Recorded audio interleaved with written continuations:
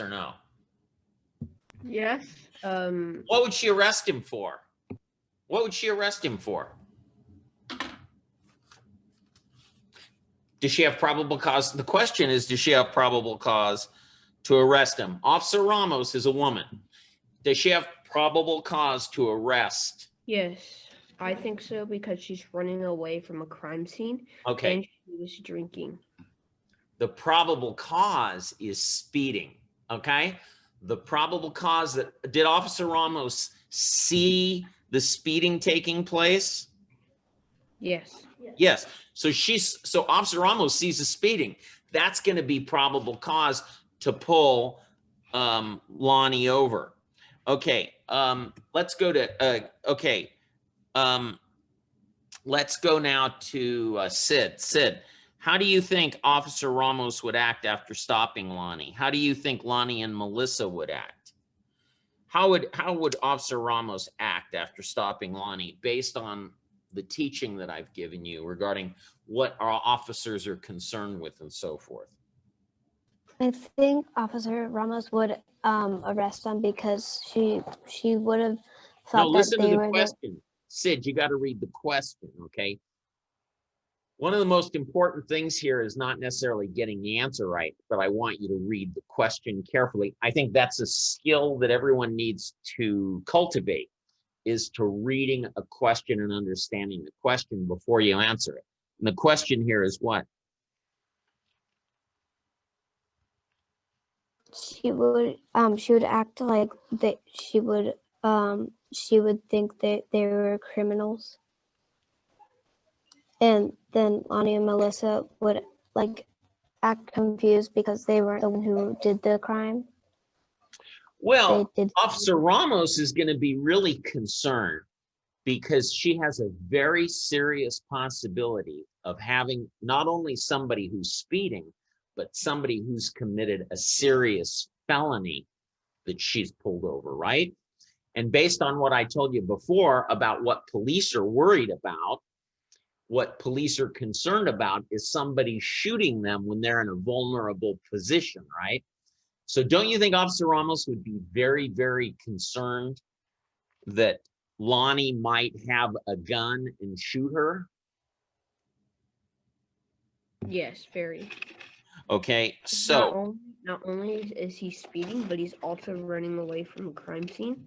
And so that right there would just give you a little suspicion why he would have a gun in order to act self-defense because he wants whatever he's robbing. Right. Well, so first of all, what mistake? You guys can understand that even though Lonnie didn't commit the crime of burglary, what mistake did Lonnie make in this? What mistake did Lonnie make? Speeding and drinking. Another mistake, and this isn't a legal requirement. This isn't breaking the law, because what you're talking about now is breaking the law. What mistake on a moral level that would have avoided the whole problem for Lonnie did he make? Is Lonnie probably going to have a cell phone on him based on the world today? Lonnie is with his girlfriend, so he's probably going to have a cell phone, right? One of them is going to have a cell phone, right? What should he have done when he observed two men loading office furniture and electronics equipment from the school into the back of a van? Is this during working hours? No, so he should have called 911. Yeah, I mean, he's probably witnessing a crime taking place. So he would have avoided this whole problem if he had just called the police, right? Okay, so that's what he should have done. So how do you think Lonnie and Melissa would act? Well, that's kind of speculation. We don't know Lonnie and Melissa. Obviously, Lonnie and Melissa are not the brightest light bulbs in the room. They're not the sharpest tools in the shed, or they would not have taken and just run away from this crime scene. If you run away from a crime scene, it's very possible that you will be tagged initially by the police. They won't have enough evidence to convict you, but you will be tagged as a criminal if you run away from a crime scene without calling and notifying the police of the crime. Does that make sense? Are you in legal trouble if you don't call the police, do you guys think? Owen, are you in legal trouble if you don't call the police? Yes. Yes, but I have another question. Okay, I know. Let me just explain this though. No, you are not legally in trouble. You're not under no legal compulsion to call and report a crime. You're under a moral compulsion before God to do so, not legally though, okay? The biggest problem without reporting a crime is that you may be tagged as the person who did it. And you don't want to have to deal with that. You don't want to have to go through that drama. Oh, and you were going to ask something. If they would have called the cops, wouldn't the cops see that they were drinking and probably underage drinking? You know, that's an interesting question, and I'm going to answer that quite honestly, okay? It would make sense if they were doing some underage drinking. It would make sense that they might not call the police, that they might just try to skedaddle and run. I would say to you, quite honestly, that in spite of the fact they might get in trouble with their parents, they're still better off calling the police and reporting the crime, okay? And the reason for that is that if they were to do that, it would be pretty much forgiven. If they, you know, the way the juvenile justice system works and everything, they're not going to get in a whole lot of trouble for underage drinking if they were to call and report a crime. They're just not going to. I'm just telling you the real world, okay? And I think when you think of the negative consequences of not calling the police, like being arrested and everything for breaking and entering and all this serious stuff, I think overall the best call would be to just call the police. Do the right thing. Even if you may be drinking that when you shouldn't be, you should still always strive to do the right thing, and the consequences will be far less. Does that make sense? Does that make sense? Okay. And I'm just telling you the real world, okay? You know, we're not going to do the role playing. What could Lonnie and Melissa do if they were mistakenly arrested for the burglary? What could they do if they were abused or mistreated by Officer Ramos? What could they do if they were mistakenly arrested for the burglary? What could they do?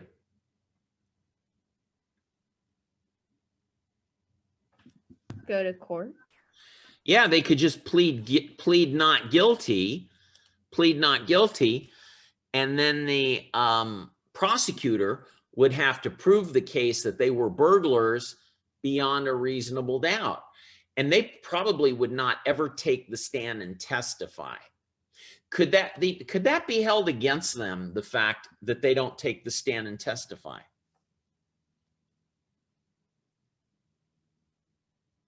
Yes. Keenan thinks it could. No.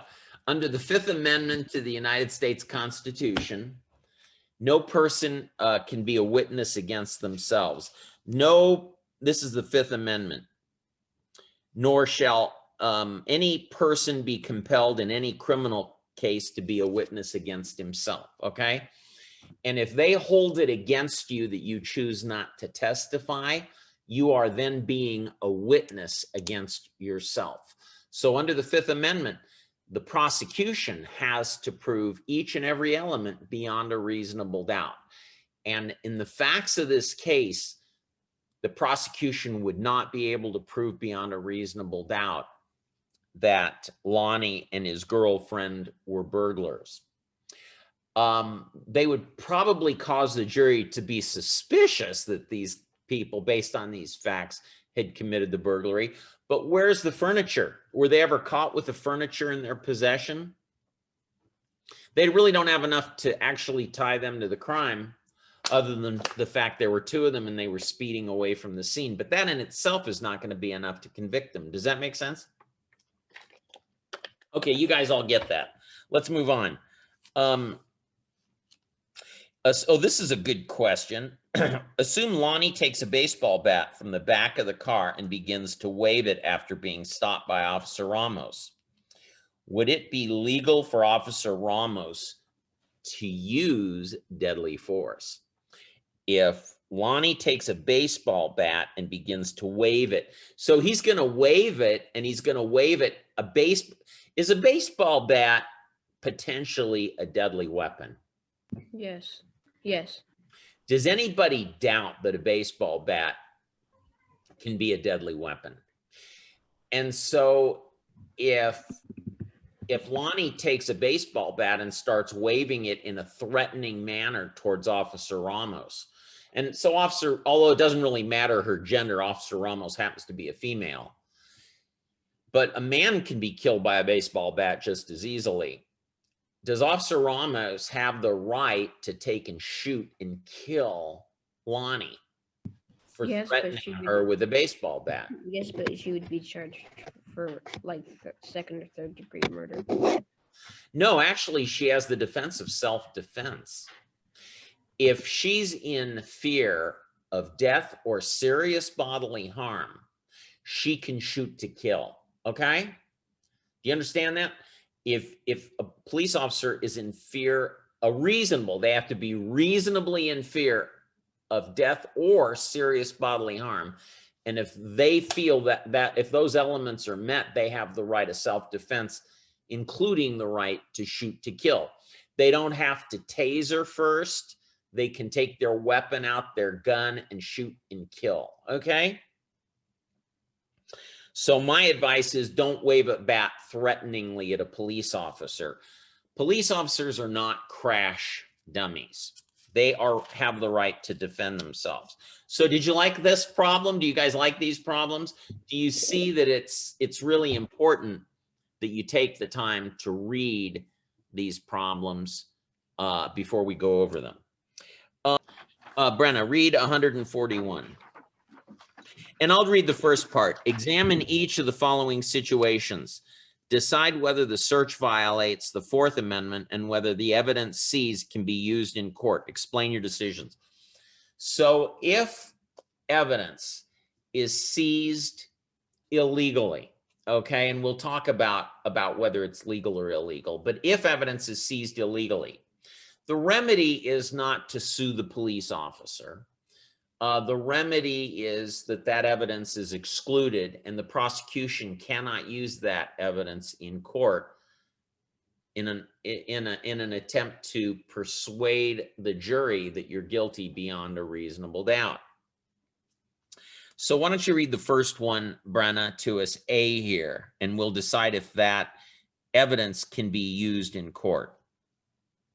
The police see Dale standing at a bus stop on a downtown street, in an area where there is extensive drug dealing. They stop and search him and find drugs in his pocket. Now, there could be more facts here, and we're not going to just invent facts out of thin air. That would be a cheap shot for me to do. So we just look at the facts that were given. In looking at this, if you see somebody like Nolan, and Nolan's standing at a bus stop in a downtown street in a seedy part of town. So, I mean, I'm not really adding the fact when I say it's a seedy part of town because it says it's an area where there is extensive drug dealing. So Nolan's standing there in a place where it's a seedy part of town, okay? Can they just pull Nolan over? Because, well, let's be honest, Nolan, you are kind of suspicious looking, you know what I mean?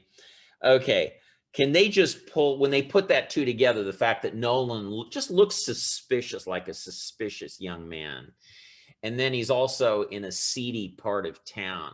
If they pull Nolan and they say, listen, buddy, we want to look in your pockets. And they don't really get his consent. They just say, stand there, we're going to search you for drugs because you're sort of a suspicious looking guy. You're in a bad part of town. We're going to search you. I can't give you any place in the Conejo Valley that would fit that description. So we're going to have to go to the San Fernando Valley. So Nolan, what do you say? Can they do that? Can you suppress that evidence? They find drugs on Nolan. And is Nolan going to win in court? Probably. Owen doesn't think, you don't think Nolan's going to win in court? Are they going to be able to introduce that evidence into court against Nolan? That's a hard one. Because Yes. Nolan, did you give permission for the police to search you? No. no, And they that's didn't why have a it would warrant. be against that would be bad for them. So what does that mean? Is Nolan going to be able to be successfully prosecuted by the district attorney? I think both sides would have a punishment. No. Are they going to be able to? Okay, look, in order to convict Nolan of having illegal drugs, aren't they going to have to produce those drugs in court? Yes. And if the evidence is suppressed, is Nolan going to be convicted? I mean, can we all agree that the evidence is going to be suppressed? The police are not going to be able to introduce this evidence. The district attorney is not going to be able to introduce this evidence. So is Nolan going to be able to be convicted?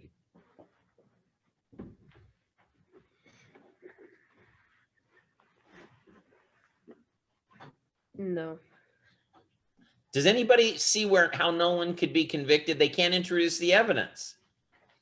Nolan didn't give him permission. Just because Nolan's a seedy looking character in a bad part of town, he's in Reseda, near the 101, a homeless encampment, just because of those things doesn't give the right to police to pull Nolan over and frisk him for drugs, does it? No. So, Nolan, you're off the hook, buddy. You're off the hook this time. Okay. I want Wyatt, give me B. Read B for us.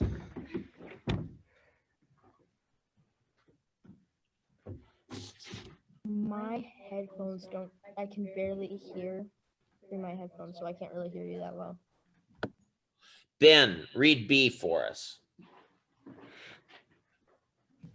After Brandon checks out of a hotel, the police ask the hotel manager to turn over the contents of the wastebasket, where they find notes of planning a murder.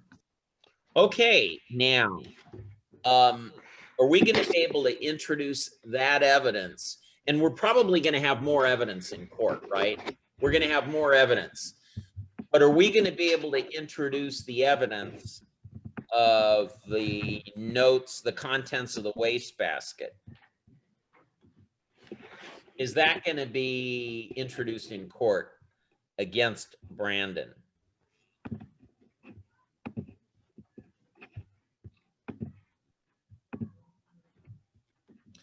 Come on, put on your thinking caps. What do you think?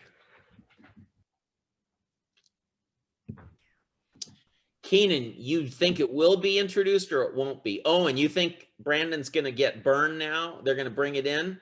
How many of you think we're going to be able to, the prosecutor is going to convict Brandon? Put your thumbs up if you think Brandon's dead meat. He's going to be prosecuted in court and they're going to introduce this evidence.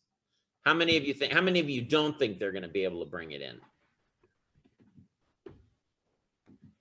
Oh, you all think they're going to convict him. They're going to bring the evidence in. And we don't know if they're going to convict him or not, but certainly they're going to bring the evidence in. And you're right, they are going to bring the evidence in. But why is that? Why is it that Brandon is going to have this evidence used against him? Because it's abandoned property? Yes.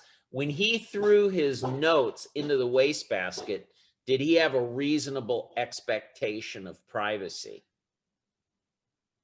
Did he have a reasonable expectation of privacy? No. Now, if he had taken those notes that he was planning to commit a murder and he'd stuck them in a suitcase or he'd stuck them in a briefcase, right? Then he would have a reasonable expectation. But once he threw them into a wastebasket, he lost his reasonable expectation of privacy. Hence, that evidence is introduced against him. Okay, let's go to C now. And Kyle, why don't you read C for us? Jill's former boyfriend breaks into her apartment and looks through her desk for love letters. Instead, he finds drugs, which he turns over to the police. Now, this is an interesting problem. This is quite interesting. So what do you think? You think that evidence is going to be able to be turned over, be able to be introduced into court as evidence? Is it going to be excluded from evidence, or will it be allowed to come in? What do you think? Allowed to come in. You know, it is. It is allowed to come in. And it's kind of borderline, but here's why it would be allowed to come in. Is Jill's former boyfriend a policeman? No. Now, if he were an agent of the police, if the police were telling him to go in there and look through her desk, then it would be excluded from evidence. But because there was no connection between Jill's former boyfriend and the police, it's not something where the police are going in and rifling through her apartment and in her desk, okay? So that actually would be admitted. Does that seem sort of strange to you guys? That a guy breaks into her apartment and goes through her desk, and then the evidence of illegal drugs is introduced in court. I don't think they're going to have much of a chance of reconciling boyfriend and girlfriend after this guy does that to her, though, is he? He rats her out. Okay. Okay, let's go to D. Sarah, would you like to read D for us? Terry is on the bus driving from Miami to New York City. 3 police officers aboard the bus wearing gray jackets, and Terry can see that at least one is carrying a gun. One officer stands in front of the bus, partially blocking the aisle, while the other 2 officers eye the passengers. Pick out Terry and ask him for identification and his ticket. After turning both to him without comment, then they ask Terry for permission to search his luggage. He gives his permission. The officers open his bag and find cocaine. So do you think the evidence, the cocaine, is going to be introduced in evidence against Terry? Yes. How many of you don't think it's going to be introduced into evidence? Put your thumbs down if you say no, it won't be introduced against him. Oh, well, Ben says no. Ben, you are the only one here who is right. Ben's absolutely right. It's not going to be introduced. Why is it? Because it's not mentioned that they had any tips. They just walked up to him and said that they just searched his bag. He did give. Here's the thing. Listen. The key here is the guy. He sees a guy has a gun, and he's in front of the bus, partially blocking the aisle. Okay.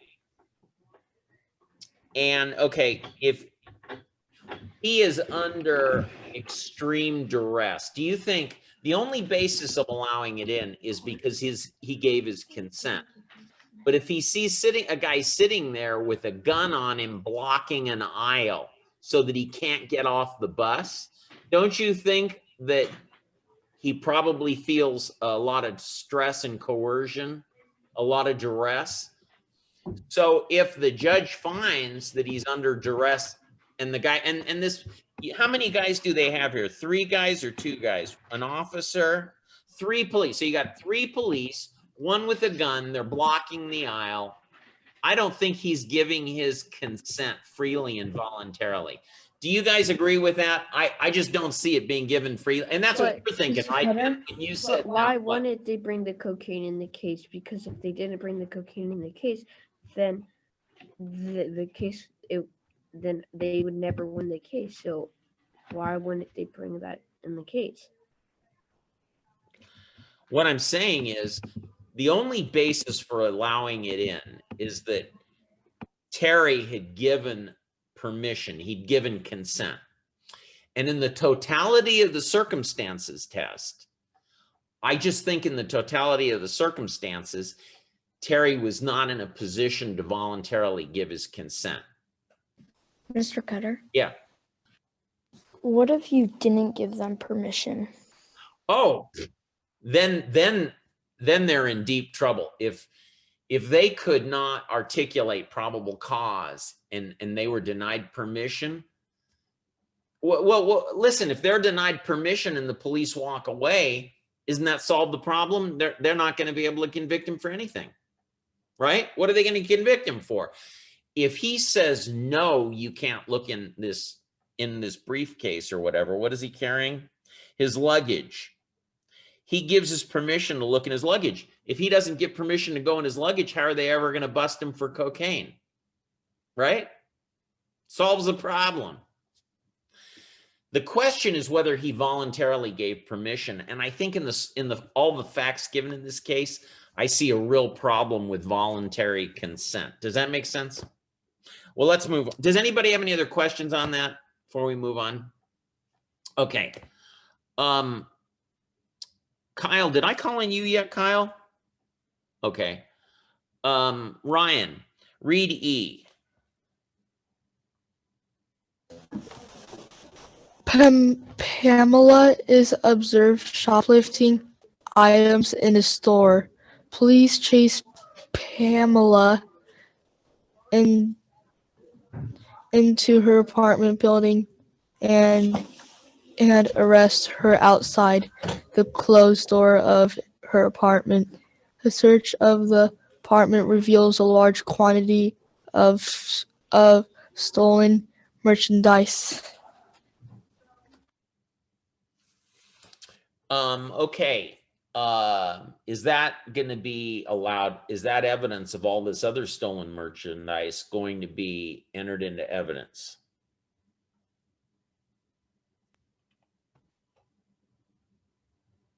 No.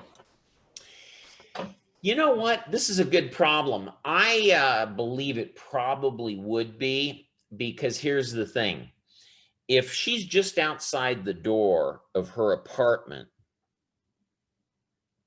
even though the door is closed, if she's outside the door of her apartment, wouldn't she have access of being able to run in and grab a weapon? It's just a few feet from her. So I think they could search around, and they might even be able, that's a close case. I really don't know what the outcome of that would be. That's a little tougher. I think when I graduated from law school, they would be allowed to. I don't know if they would be today. It just depends. You know what? I don't know the answer. Okay, one more problem. Who hasn't answered a question so far? I can do F. I haven't answered. Okay, go ahead. Do F. Sandy is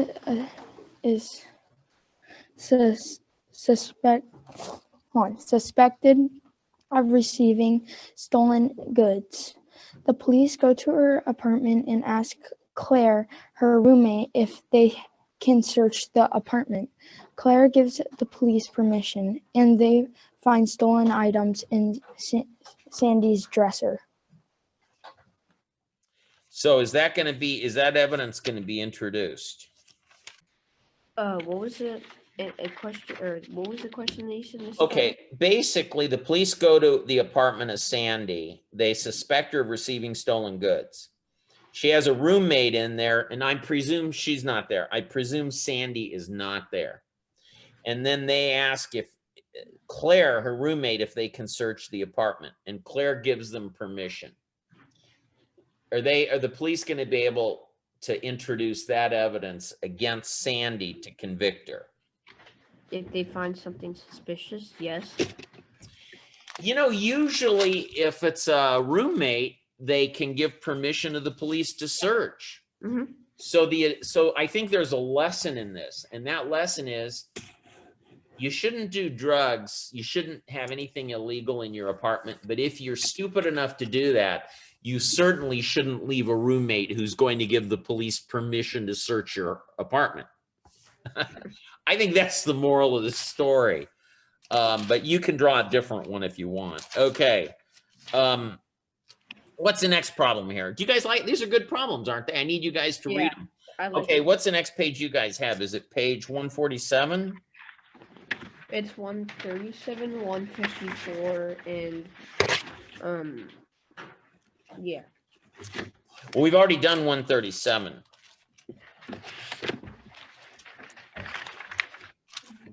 Um, 54. Yeah. I mean, Yeah. 154, 153, and 150. And that. Okay, let's do 150 now. Everybody go to 150. Oh, wow, this is interesting. Problem 12.8. Determine if race was appropriately or inappropriately used as a factor in making each of the following decisions. Give your reason. Okay, Owen, is anybody not answered? Ryan, don't be weird. Don't be weird. Everything here is being taped, Ryan. Would your parents be happy if they saw that, Ryan, just now? Okay. Ryan, why don't you read A for us?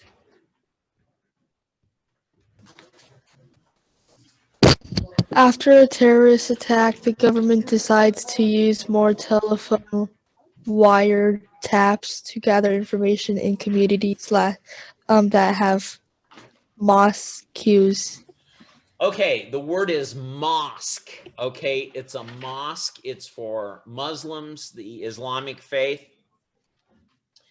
And can we do more wiretaps in Muslim communities?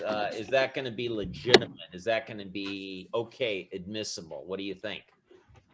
No, it is absolutely not going to be okay. Thank you. It is not admissible. First Amendment. Well, no, no, it's actually the unreasonable search and seizures. That would be Fourth Amendment. But why don't you read B for us, Court? B, okay. In a neighborhood where several African Americans have been arrested for recent burglaries, a police officer searches an African American youth who is walking down the street.